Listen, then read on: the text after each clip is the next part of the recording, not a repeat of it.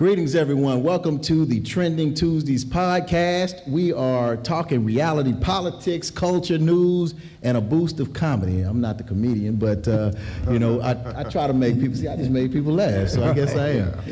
Trending Tuesdays is a KDITC production, taped live in Sunnyside, Texas, here in Houston at the K. Davis Showroom Plus. We have a live studio audience. Audience, give yourselves a round of applause.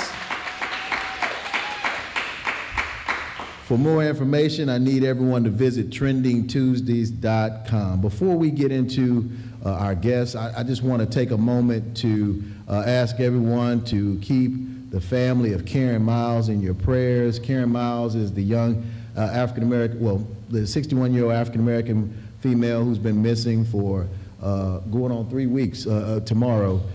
She was last seen on August 21st. Missouri City Police Department has been investigating the case. She was reported missing on the 29th of August, and today, late yesterday, the Missouri City Police was given a tip, some leads, and ended up finding some skeletal remains in the Fort Bend, Houston area. It's in the Houston Forensic Sciences hands now to determine whose remains they are. So we're not saying or believing that it's hers, but if it is, that will be the closure that everyone needs in her disappearance. But if not, whoever's remains they are, some family will receive closure of some sort. So I just want to keep the family of whoever these skeletal remains are, and also encourage anyone who may have any information or leads relative to the disappearance of Karen Miles to call the Missouri City Police Department. All right, so I wanted to share that. I thought that was very important. After this phenomenal conversation with these two gentlemen here, we're going to have a Harris-Trump presidential debate right here at Trending Tuesdays, a watch party at the KDA showroom, 4237 Davenport. So if you want to watch the debate, have nothing else to do, you can join these individuals that are here to watch Kamala do her thing. To watch this wonderful debate that she's going to outshine. Where it'll be Vice President Kamala Harris and the former president and convicted felon Donald Trump. All right, moving on. We want to, I'm just speaking facts. I can see if I said something not true. So let's go ahead and introduce our guests on today. We have a phenomenal panel of individuals today, man. These guys are amazing, and they are completely individuals that have no need for an introduction. I'll start with the person to my far right. He is the former president of Texas Southern University. He's been actively involved with TSU for 90 years since inception. I'm saying for a long time.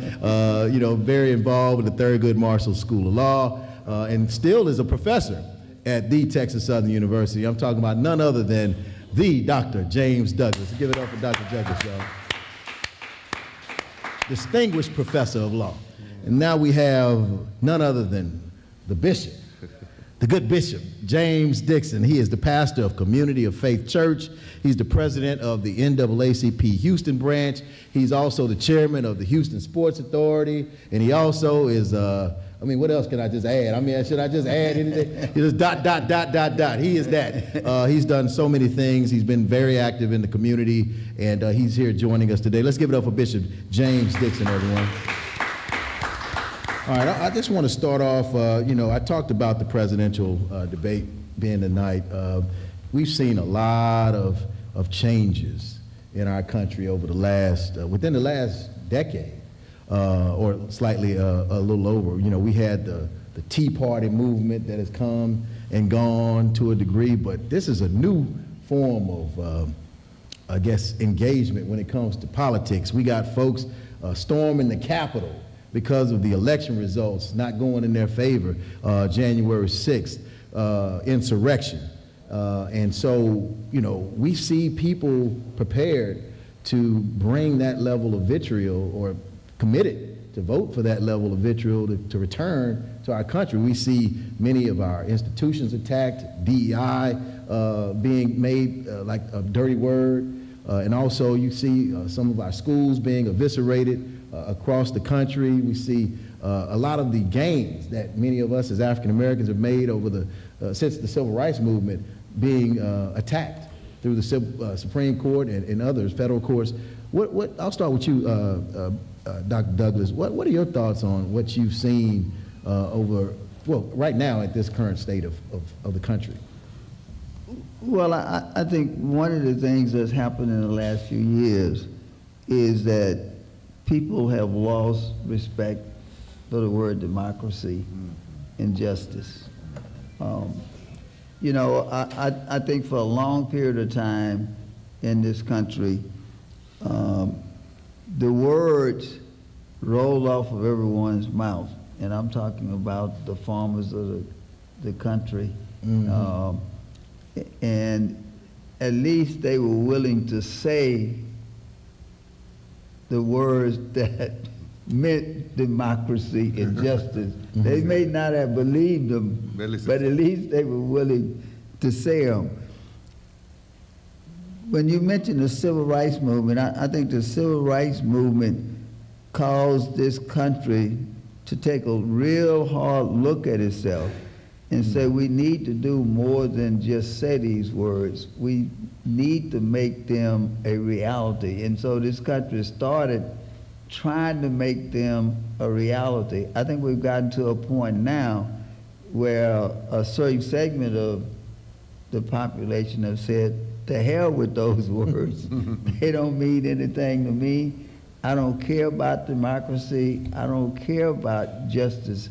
I just care about what's in the best interest of me and my people. Wow. And so I think we've got a segment of the population that really does not care about the continuation of this country as we know it.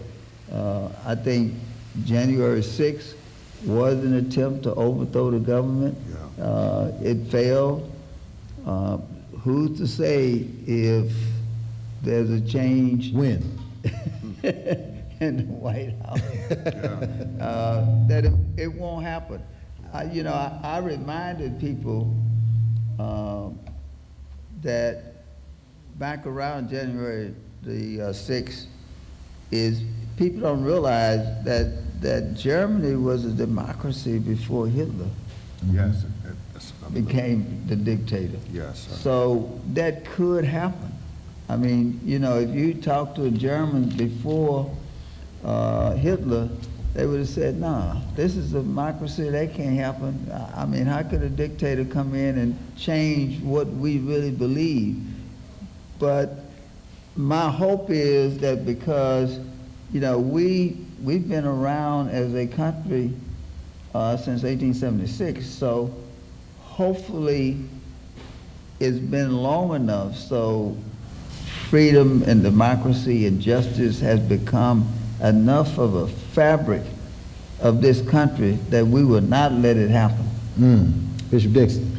Well, let me say first, thank you for having us on, and I am just humbled, by the way, that you invited me to be here with, you know, the dean, the president. You know, I'm like, you know, I feel like, you know, somebody said, you invite LeBron James, you invite me to play basketball. You know, and your predecessor at the NAACP. Listen, I follow his lead. Yes. And quiet as it's kept, a whole lot of what I get right is because he's giving me the wisdom to do it right now. And but I honor, very seriously, I honor Dr. James Douglas. And I do that, I want to say that sincerely. I think it's very important, Jeffery, you've heard me say before, that we understand how to honor those who have paved the way for us and to pay tribute to them and not to do it just because, you know, it's polite. Yes. But because, you know, every generation that comes on the scene cannot show up as if we just magically appear.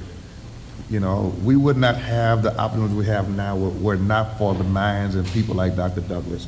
And so when I think about Dr. Douglas, Judge Al Green, the former president of the NAACP, Howard Jefferson, Karen Scantleberry, Carol Galloway. It's a rich lineage, and I'm just honored. So now others, I couldn't call all the names, but I'm honored to be here with him. And I'd say there's people who have scars from the fight, being in the fight. I listen to them. People who have no scars have a lot to say. That doesn't mean a lot to me. But we owe a debt of gratitude to Dr. Douglas. Let me just say this to your question and his commentary. Democracy is on life support. And I think we have to recognize, as Dean Douglas just mentioned, Germany was a democracy. But let's go back before that. It's history, recorded history, that is, popularized history, denotes that, the Greeks were the first to have a civilization, and that involved a form of democracy, and then Romans came, and then all that. But I want to say this: Egypt had the first organized civilization. Black folk did that. I want to say that because history doesn't report that. The Egyptians had a form of government that was somewhat democratic, and then the Greeks learned it from them. The Romans got it from the Greeks, and that came to Europe. And then, but the Romans lost it. Remember, right? Greeks lost it. Romans lost it, and then Europe lost it. Europeans lost it, and it was the Moors, Africans again, came and saved Europe and reinstituted democracy and civilization. Black folk know how to be civil and know how to run an organized democratic society that values the people in it. This what we're learning right now. Democracy is not on life support because black folk are destroying it. I think we need to say that. Who's destroying democracy? The people who are undermining voter rights. The people who are right now have got a Supreme Court that votes against everything that is democratic. Who's organizing that? Who wrote Project 2025? I think we need to say out loud that the people who organized the insurrection that you mentioned on January 6th 2 years ago, that was not us, right? Well, there was a few of them. Well, we didn't organize. We didn't organize. We didn't organize. A few of us always show up now. Let's be clear. A few of us always show up. There's always a spook at the door. Yeah. But I'm talking about the minds that contrived it, that thought of all of this chaos. The architects of it, and who funded it. Yeah. And I think that we've got to say that because those who are pro-democracy, who don't look like us, need to be challenging their colleagues and their peers to say, wait a minute, we too are America, and we are defenders of democracy. And it's amazing, I grew up, Dr. Douglas, when democracy was sacred. And you would hear everybody using the word democracy, defend the democracy, protect the democracy, promote democracy. Even my white evangelical brothers and sisters were promoters of democracy. And all of a sudden, now democracy is expendable because the demographics have changed. Right. And so I think that we've got to talk about what's at the crux of that. And it is the fact that democracy worked for them when it worked for them, but now others are in paranoia because the demographics have shifted and the majority now are black and brown and other colored people. And it's about control. It's about power, greed, and control. Definitely about control. Bishop Dixon, you wrote a book several years ago. Matter of fact, when I had my daily radio show back in the day, you were one of my first guests to talk about that book. If God is so good, why are blacks doing so bad? And so, first of all, why did you write that book? And since you wrote it, what is your analysis on what you've written about then and how we are as far as our condition today? Well, first of all, thank you for reminding us of that. I wrote the book, Jeff, because, I grew up in church. And we love God as a people. We serve God, worship God. No one can out preach us, sing us, pray us. We're going to do that. And I was in church, Sunday school, 11 o'clock service, BYPU, and then night service. And You said BYOB. no, BYP. Oh, yeah, no. that was after church. That was after church. But Baptist Training Union. Okay, all right, you know. And but and 3 o'clock service. We are really spiritual people. We love God. And if I say that God is good, everybody's going to say all the time. All the time, God is good. We know that. But since God is so good, one has to wonder, why are we doing so bad? We are the sickest people in terms of health care. The disparities exist educationally in health care, financial, economic, jobs.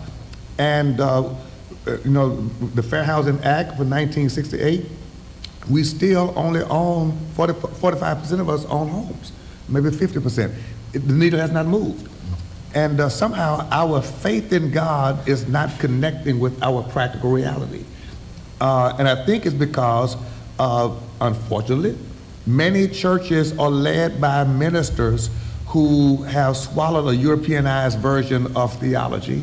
And the scripture that we teach, from the perspective we teach it, makes us docile, not active. And we're waiting on God to do what God is waiting on us to do.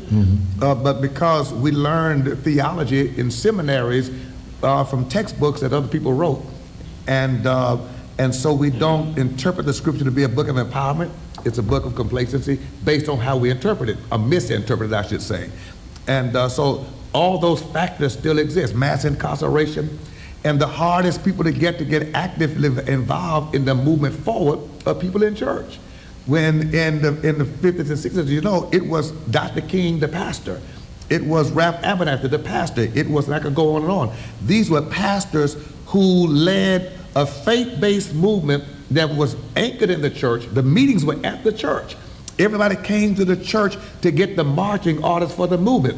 And today, we're entertaining rather than empowering, and because of that, we've disconnected God from the movement. We used to follow the pastor who was anointed into war and battle, but we reorganized and shifted to put politicians in front of the movement as opposed to prophets. And when you put politicians in, it's who finances the campaign that makes the rule. That's a whole nother conversation. Well, Bishop, I'm so glad you brought that up. And I want to get your perspective as well as you, Doc, on this matter. Voting is extremely important. Yeah. We can't bring about change or have people in place that are decision makers, public policy makers that impact us. Some of the policies can impact us in a positive way and sometimes in a negative way, i.e. The HISD debacle where the takeover took place. That happened by way of policy. Decision makers made or produced legislation that allowed for that takeover. And we see what's happened as a result of that. So we encourage black people to get out and vote, members in your church, members in all of these black churches, even bringing a lot of these politicians in before the congregants to be introduced. But yet when they get in office, many of them show up, they vote, they have hope, they believe, they have hope just like they have when you preach your sermon on a Sunday. But yet when they don't see the results, or they see people that get into the office that don't do anything or do things that are harmful to the community, what are they left to believe? If they trusted my pastor to have these people come before me, or if they trusted us to get out and vote and these people are not doing anything, what kind of message do we send to them? I'm passing that ball to All right, Doc. Well, I'm coming back to you now. I'm coming back to you now. You can't get off that easy. See, I don't blame God for where we are. And people always say to me, if something happens that I don't want it to happen, they say to me, you need to go to God in prayer. And I'm like, no. God gave me a mind, and he expects me to resolve some of these conflicts. Yeah. All right? I used to say when I was president of the NAACP and we were going through a lot with HSD, I say, when white people have an issue, they pack Whitehall. Yes, sir. They packed. You can't go there and you can't believe them. When we have an issue, it might be one or two people speaking. Yes, sir. I mean, we have to do more for ourselves. I mean, we have to decide that it's important enough for us to do something about it. I think if we ever unify, we have more power than we realize. But we have to unify around issues. But black people unified in 2008 when they elected President Obama. They unified to elect Mayor Sylvester Turner. They unified. Yeah, but you have to understand, one person can't change the country. One person can't do it. Remember, everybody was happy when President Obama got elected. But then when the midterm came, we didn't go out and vote, Right. and he lost to Congress. Yes. And he was stifled. So you have to be consistent. You have to be. One civil rights leader asked me when former president was elected, and he said, "Do you have any idea how we can turn the tides?" I said, "Yeah."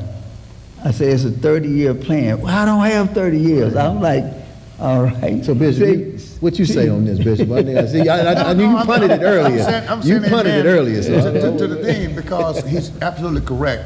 We are emotional voters. And we get inspired by personality. And what Doc is saying, personality cannot be the major focus because it takes time, right? And no one's going to be president for 20 years. What we don't have is an agenda. As much as I want to talk, I hope we get into this project 2025. Oh, yeah. But I want to say this. As much as I abhor the content of the plan, it's hard for me to do, but I got to. I got the plot of having a plan. I mean, the fact that they have, and we've only seen 900 pages of the document. Trust me, if they made 900 pages public, there are thousands of pages that we have not read. And the fact that they are that meticulous, that detailed, the Doc's plan, they got a 30 or 40-year plan, because they're thinking about 2050. We're thinking about Kamala running today. And the question is, when are we going to understand that where there's no vision, the people perish? And a vision comes before the voice. We get excited about the voice, but the real question is the vision. Every voice we elect should be carrying our vision. We elect the voice, and then next time we're looking for a new voice with a new vision, because we don't have one that we've already orchestrated, engineered, and architected. Let me say this, and I want to hear Doc's comments on it. I think, too, that people lose hope in politicians because politicians bring us their agenda each time they run. That's not what happened. The whole Maga movement, you mentioned the Tea Party earlier, that was a pre-established agenda. They needed a Donald Trump to carry it. Yes. Right. So Donald Trump is not the dog, he's the tail. And we're so busy complaining about the tail, we're missing the dog. You can clip the tail, but the head is the one that's figuring this out. And I think that that's what's missing. The question is this: if you ask, who's funding MAGA? Like, who funded the Tea Party? We don't even talk about that. We're still shopping in their stores. We're still eating in their restaurants. We are funding those who are orchestrating our trip back to the plantation. Because we don't understand that without money behind it, this movement would not be moving. Donald Trump is not the power, he is the personality. And if you don't elect Trump, they got another one coming. MAGA is not going away if and when Kamala wins on November 5th. Because the agenda is bigger than a person and bigger than one election. It's about restructuring a system. Let's undo democracy, because our future is at stake. Their future is at stake if they don't have the power and the control. And the only way they can control and have the power is that it cannot be democratic, because democratic says there are more of them than there are of us. You know, you that bring make up sense, something, Doc? Doc, but It I makes want, sense. what I'm about to ask is going to allow you to really add even more to this, because you knew and know a lot of these people. So back in the day, you talk about agenda, you talk about plan, you talk about those that actually gave a damn about the community and about where we were headed from a proactive standpoint, not a reactive. So you had people like Dr. John B. Coleman, Mac Hanna, and you had people like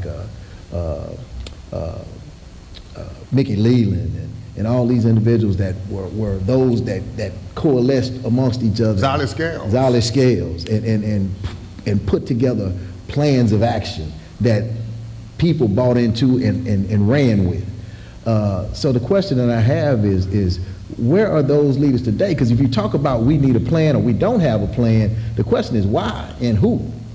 Because I know that over in Shape Community Center every week, I know Abdul Halim Muhammad and a lot of those people in groups were meeting, trying to put together a black agenda. So who is and what is the? Well, leadership was a lot easier then. And the reason it was a lot easier, that we all had one enemy, One enemy. and that was segregation. Yes, sir. Everybody in the black community Was against that. was against segregation. That's right. Everybody. It didn't matter what your profession was, how much money you had, everybody suffered with segregation. Now everybody doesn't suffer the same. I was talking to somebody today, they asked me, have you seen the new Tesla? I said, man, I wouldn't even come. I mean, do you know who owns that? Right. So, but we don't think about things, don't think about that. things like that. As Bishop was saying, all right, we help fund our enemies. We don't look at, all right, who's funding Yes. Maga. Where's the money coming from? All right, because if you end up buying from the people who don't support you, Who fund the you're plantation. supporting them. Yes. So we're supporting a lot of our own enemies. Yes. Bishop. Doc is so right. The enemy was obvious, and it was easy to say, let's all be against this. Today, I believe that many of us are individually comfortable, and we're not collectively concerned. And I think that is the danger of individual comfort and convenience. You know, enough of us now live in the lands, not in the hood. Enough of us, and we forgot where we're from. You know, I have to remind somebody a couple of years ago, the dude was talking kind of crazy to me, and I stopped him. I said, man, I know the problem. And he said, what? I said, you think I live where I'm from. You know, because I've forgotten where I'm from. Right. And you know, so many of us have forgotten that, and to Doc's point, because we are not living in a suffering predicament, we can go to eat what we like to eat, and we take pride in that. We drive, we want to drive. And that individual, it's a danger to be individually comfortable to the point that you are not collectively concerned. And not only do we support our enemies who don't look like us, we also support those who look like us who don't work to empower us. We keep, I don't know why it is, we elevate people who are not interested in our collective uplift. And that's just keeping it real. In black churches, I'll say this, that's the point I close. The black church was a battleship for us, but now black churches are cruise ships. And they entertain, they don't empower. They steer away from the fight because they don't want to be where the trouble is. It cost us to do this, and Doc will tell you. People think this is about, you know, being popular and being grand. Let me tell you, every time we're on these kind of shows, Jeff, somebody's writing our names down. And the X on your back gets to be bigger. let's stop right there. But, No, keep on going. well, I'm just saying that there are perks for not fighting to uplift oppressed people. But when you ask Jesus about it, when you come to uplift oppressed people, somebody plans a cross and a crucifixion, and there's suffering involved.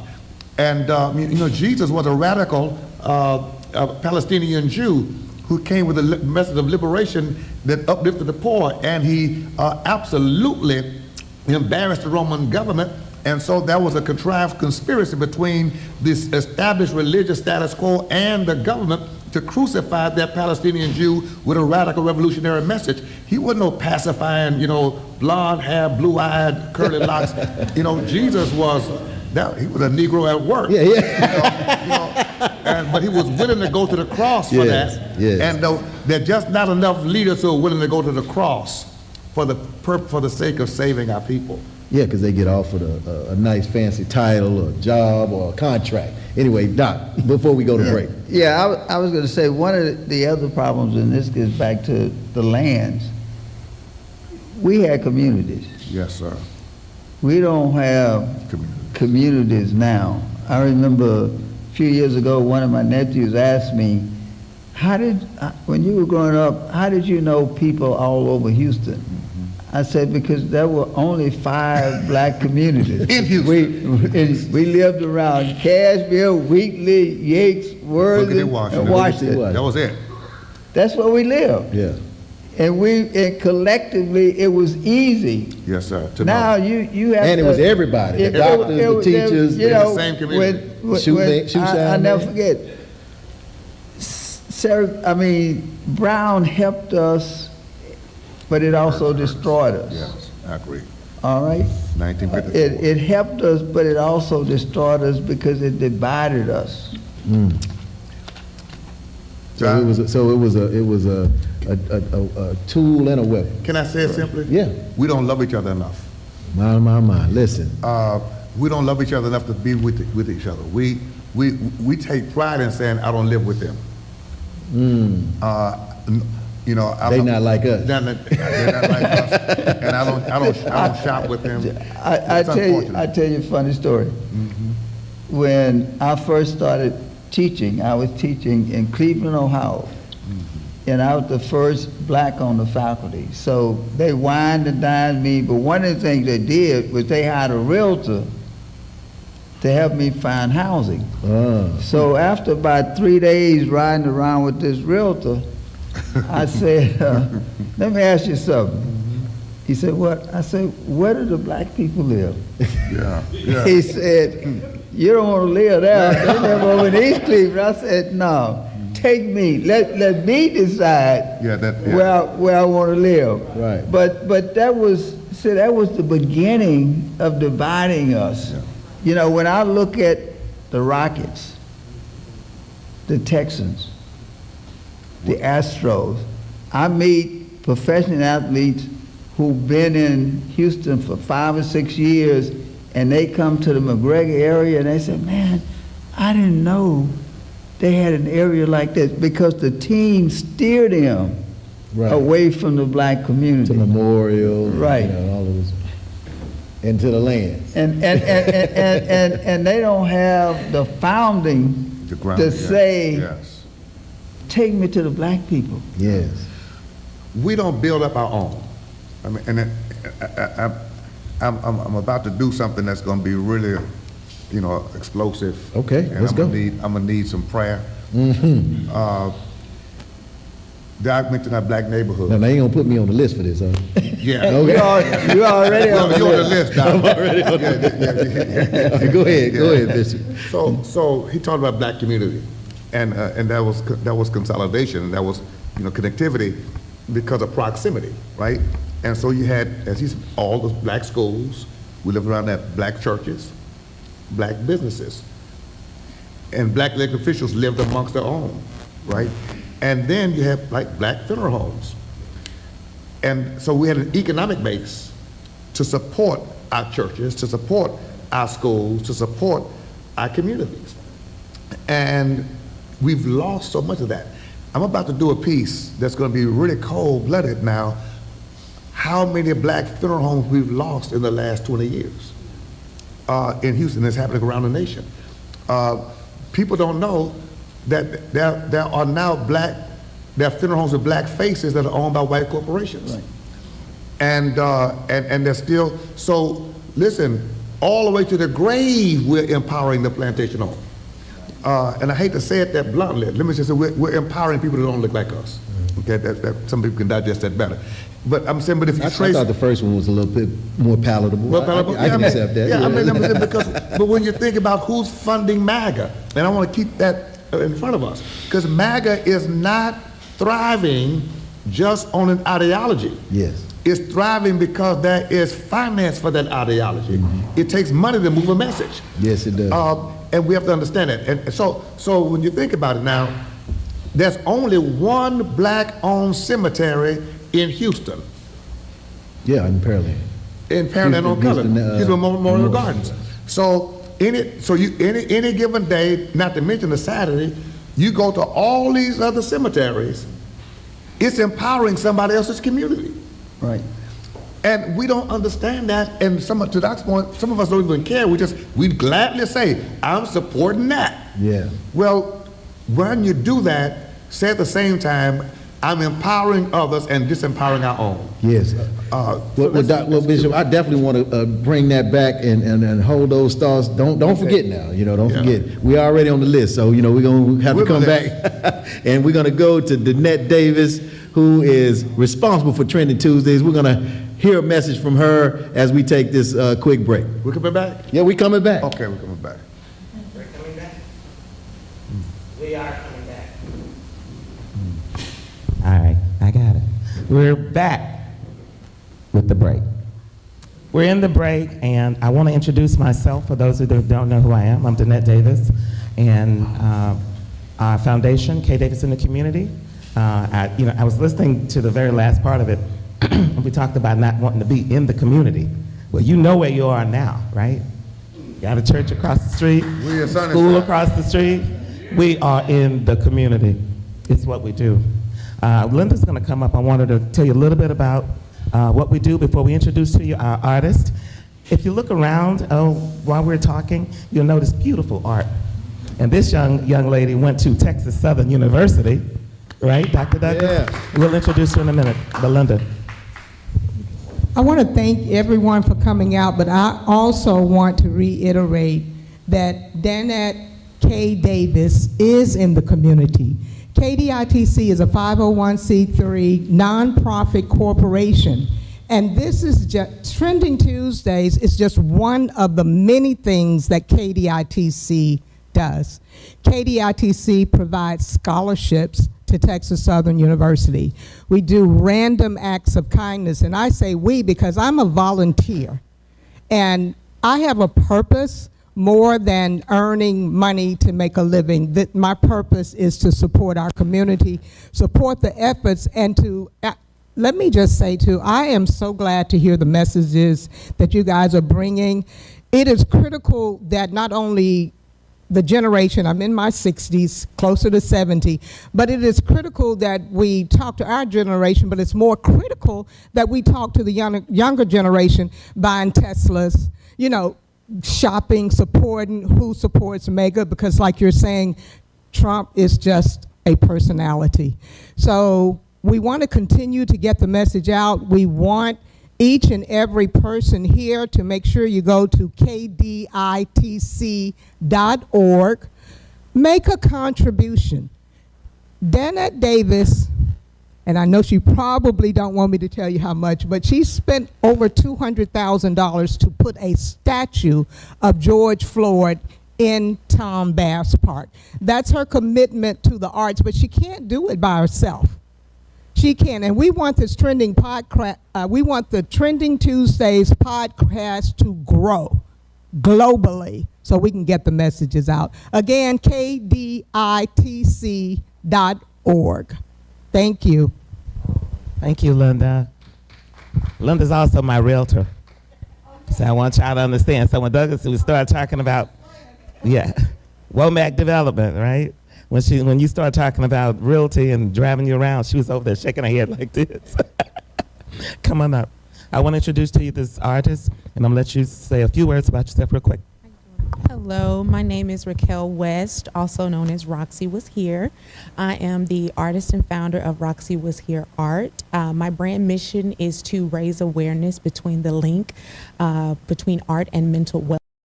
I do that with artworks for exhibition, as you can see, installations, as well as a healing through art workshop and functional consumer items. And also, I am a proud alumni of the Texas Southern University. And these pieces you see are for sale. I just want to say that. These artists come in and they bring their works. We were so proud. She was one of the mentees of A lot of different people. Okay. There you go. That's who brought it to us. Yeah. You know, he's the guy that paints upside down and then flips it. You guys know who I'm talking about. He's one of our partners. So you can be a partner. That's the thing. We're the mind, body, and spirit. Linda talked about the arts the scholarships, and then body, health, and wellness. And I want to say this healthy food that my husband, the chef, Mr. Chef Eddie, is preparing for you. And if you notice, there's a garden out there. You see okra growing and things like that. We believe in farm to table. It's mind, body, and spirit, and that's the arts. It's how we live and breathe. So we want you just to support us and enjoy your food. And thank you. I just want to thank you. And you guys, I appreciate. These guys are all my friends, and they do just that. They take care of the community. Okay, thanks.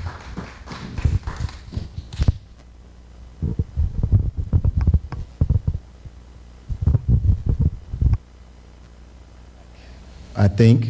Yeah. Yes, we are back here. Thank you for joining us on the Trending Tuesdays podcast, where we talk about everything: reality, politics, culture, and news, and a little bit of comedy.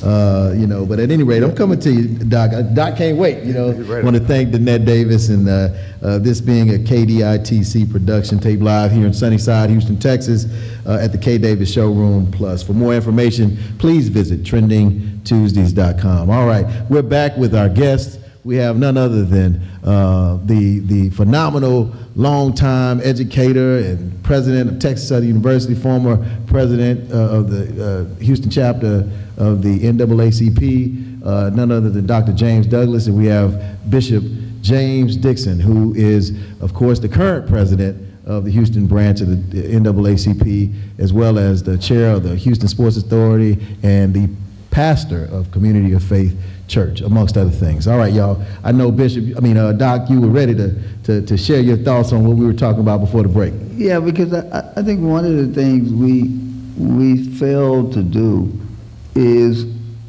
we failed to give the support to the people once we put them in office. You can't expect one person to do everything, but when you vote for someone, you have to have a complete understanding of who they are and what they can accomplish.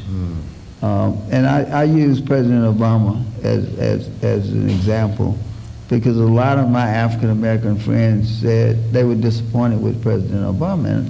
And my position was, I'm not. Because you all expected too much of him when you really didn't look at his background.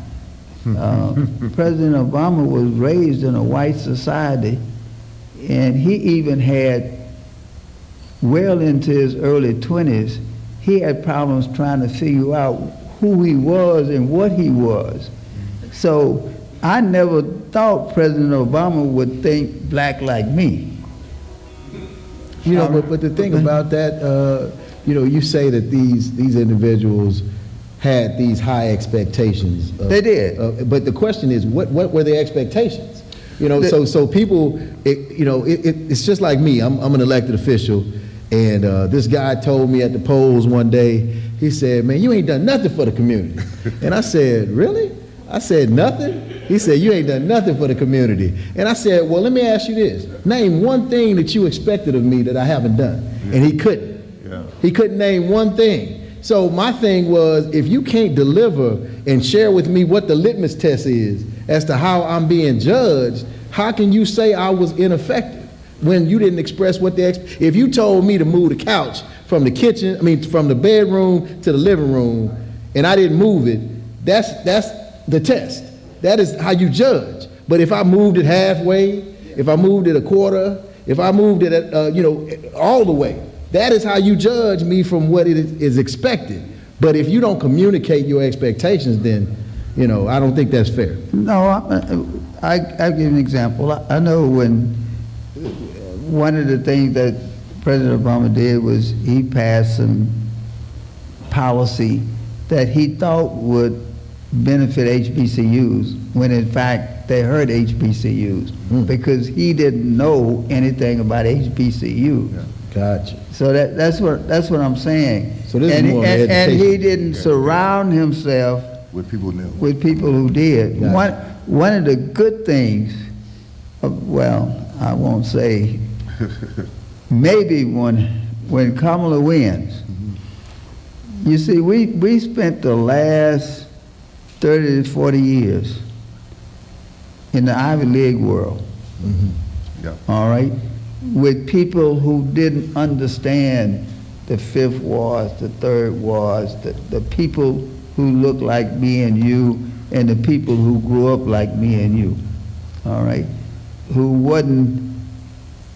either didn't grow up with the silver spoon, or who was not indoctrinated by people who grew up with the silver spoon. Gotcha. All right. So if you go back and look at the Supreme Court, and you look at who's been president the last 30 years or so, it's been, Washington has been Ivy League.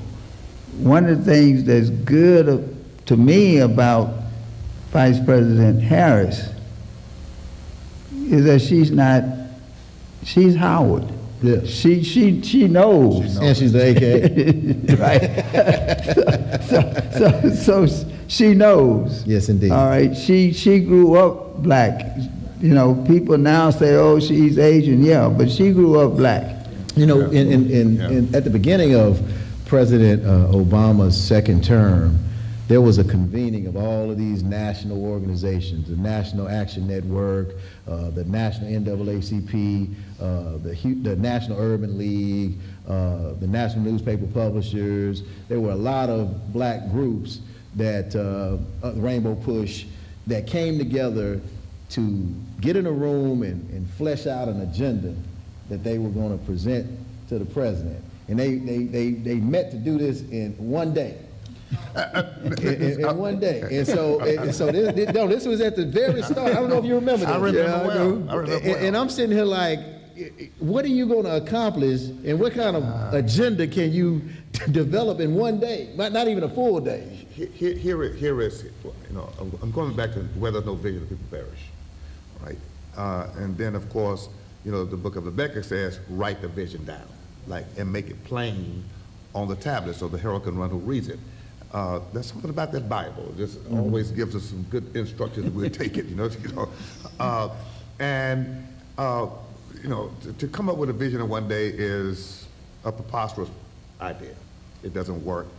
And I want us to think about this, like the Heritage Foundation is established to fund a conservative agenda and movement. And people donate to it generously and have done it consistently for years. The Heritage Foundation didn't just start with Project 2025. Go back 50 years. Go back to the Jerry Falwell days, to the moral majority.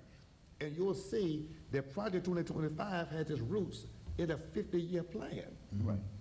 And they've continued to build it and to chisel it and to work through it and add it out. And I'm giving us their structure because nothing is going to ever change without structure. There's got to be structure, there's got to be substance and systems. We don't think structurally, we don't think substantively, we don't think systematically. And without that, we'll never move our agenda forward. So you talk about those groups met. I want to suggest this. Tavis Smiley was on to something when he was doing the State of Black of America, those conversations. Until he lost his mind, yeah. I'm just, but the brothers, He was. So I totally agree. Yes, yeah. I mean, but he was having the right conversation. Yes. Right? But we didn't have universities involved with working on that. So the conservative agenda, they've got Hillsdale College, other universities that they have formed that are all about teaching right-wing conservative ideology, and that perspective of American history has been indoctrinated into generations, so that now they can indoctrinate people in the military. So they've got patriots. Yes. In the military, saying, this is the brand of Americanism we're going to live and die for. We don't have that, and I'm not blaming us. I'm only saying it's time for us to think differently and deeper about if we're going to maintain, preserve, and promote democracy for the next 50 to 100 years. It's going to take more than an emotional reaction to the wrong person about to be elected. So, Bishop, I mean, with that being, what you just expressed and what's understood, I think we hear this a lot, that we need a black agenda. We need a black agenda. But who are those impact persons to help us? Let's just start in Houston. Okay. Who in Houston, today, 2024, before the November election, who should be in the room, not for one day, but for weeks, months, years, who should be in the room developing this path forward agenda? You're looking at us right now. We can't look away from ourselves. I think one of the problems, and I'll admit this, we've been waiting on people, and we are the people, right? Dr. Freddie Haynes says the cavalry's not coming, we are the cavalry.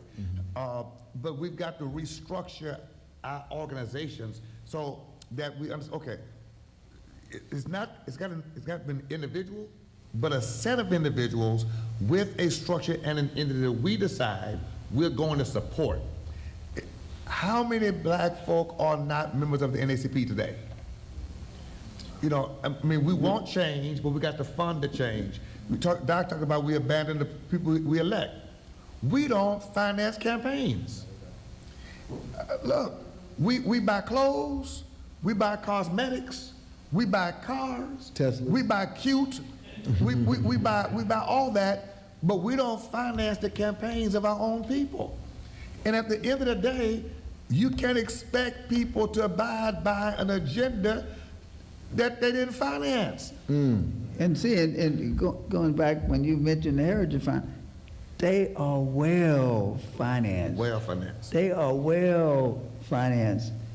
And I say to people all the time, when we were talking about the civil rights movement, all right, during the civil rights movement, 15,000 members of the Houston branch of the NAACP. Now we get to 1,000. 13,000. We're doing. We don't finance what we say we believe in. Right. So it's not just one. We don't even give voice to it. Right. But we definitely don't give money. But maybe it's that they don't believe in it, and they need a reason to believe in it. Like you said, the driving force back during the civil, or prior to the start of the civil rights movement, was the fight segregation, and regardless of socioeconomic, and the KKK. And there was still some lynchings going on. Right. So there were some things that unified us, that we had a collective purpose or a collective goal to abolish this or to eradicate that or change this. And that's what I'm hopeful that the reality of Project 2025 would do. I'm hopeful. I don't know what else it's going to take. Like 2 million people purged from the voter rolls in Texas. All the voter suppression laws that have been passed over the last 5 years. What's happening right before our eyes should be enough. The fact that Project 2025 clearly says we want to shut down Head Start. Look, we want to abolish the Department of Education. I mean, the things that are blatantly in Project 2025 should say to us, this is a plantation, back to the plantation agenda. Yes, it is. And my concern is that we're reading it, it's being talked about, but you still have those of us who are acting as if we're not in a crisis yet. And I'm going back to Doc's point.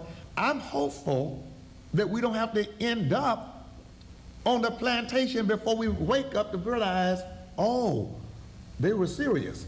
I'm trying to say to us, we're sounding the alarm. Yes. They are very, very, very, very serious. The great storm that destroyed Galveston in 1900 is an amazing story in that the business community in Dallas, the leadership, the Galveston, decided that they did not want it ever published that Galveston could be destroyed by a major storm. So they literally co-opted the head of the Weather Bureau to never report that, because they were building an economic empire. And they knew that if they reported that Galveston could possibly be destroyed by a storm, it would deter investment. They were greedy. Yes. So when this storm was coming toward Galveston, they got the word from Cuba and from Miami, hey, the storm is coming to destroy Galveston, but the weatherman would not report it. His house was built up because he knew. Yes. The storm comes and kills 8,000 people because the one who knew it was coming would not sound the alarm. Wow. And I'm saying to us that we're in that kind of predicament. We've got to be standing on the rooftop saying, hey, y'all, do y'all understand that if this regime gets its way, whether it's through Trump or someone else, brothers and sisters, we are going to be back into a powerless position. And the plantation, you can be cute with a Louis Vuitton and a slave. So we got to understand that. Say that again. I don't think they heard you. Right. Say it again, Bishop, because I don't think they heard you. People was clapping. I want y'all to understand that. Really, I'm serious. Your fashion in your closet is not power. That's just cute stuff. You don't have power if you cannot control your own destiny. Yes. And so, listen, you can be on the plantation with a Louis Vuitton. And we got to understand that that's what they know that we don't understand. All right, we're about to get up out of here. So, Dr. Douglas, 1 minute to share your final thoughts. Okay, my final thought is this. We're going to have to come together. We are going to have to come together.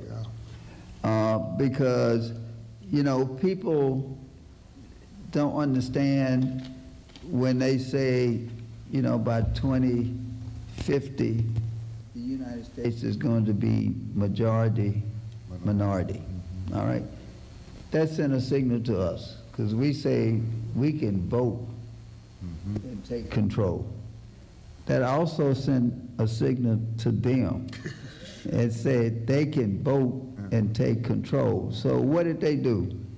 They looked at South Africa and they said, oh, a handful of white people control thousands of black people. Yes. So it's not about the numbers, it's how to control the numbers. Yes. And if we don't get smart, we're gonna be just like the Africans in South Africa prior to the revolution. Wow. Bishop Dixon, 1 minute.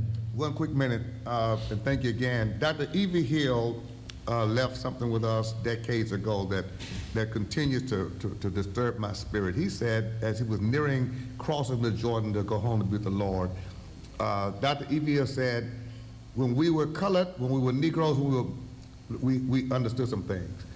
That he says, I don't think African Americans get, and I'm doubtful if they ever will. We thought differently as colors, as Negroes. He said, when we were colored and Negroes, we knew how to make a leader great. And we were a people. African Americans are not a people, which is why we're not together. We're united. We don't think as a people.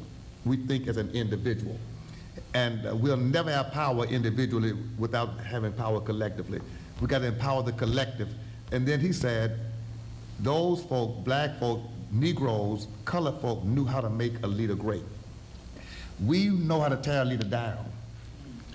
Anyone in our community who looks like they might have the potential to be great enough to lead us forward, we try to undermine that individual's influence and gravitas because we are intimidated as opposed to motivated by it. We used to make leaders great. We made our pastors great. We made our business. You talk about Dr. Coleman and Mac Hanna. Mac Hanna. My uncle was on the board of Standard Savings and Loans, Timothy Barnes. I knew those names. We made those people great because we supported them. We lifted their names up. We stood by them. And today, we are the opposite. We make other people's leaders great and allow our leaders to suffer and be powerless. I'm saying to you in closing, without a vision, the people perish. How do you know a vision is what's in the vision? Vision is voice. And then vision with voice leads vehicles, and that's what we don't have. If we get a vision with the right voice, with the right vehicles, we can move forward. Without that, we are destined to repeat history, and we will be a South Africa all over again, because numbers are not powerful until they are consolidated. Or worse yet, Nazi Germany. Let's give it up for our guest this evening, Dr. James Douglas, Bishop James Dixon. Wonderful conversation. We're about to get up out of here, guys. I'm your host, Jeffrey L. Boney. Join us for the next Trending Tuesdays. And hey, we'll get up out of here. Peace.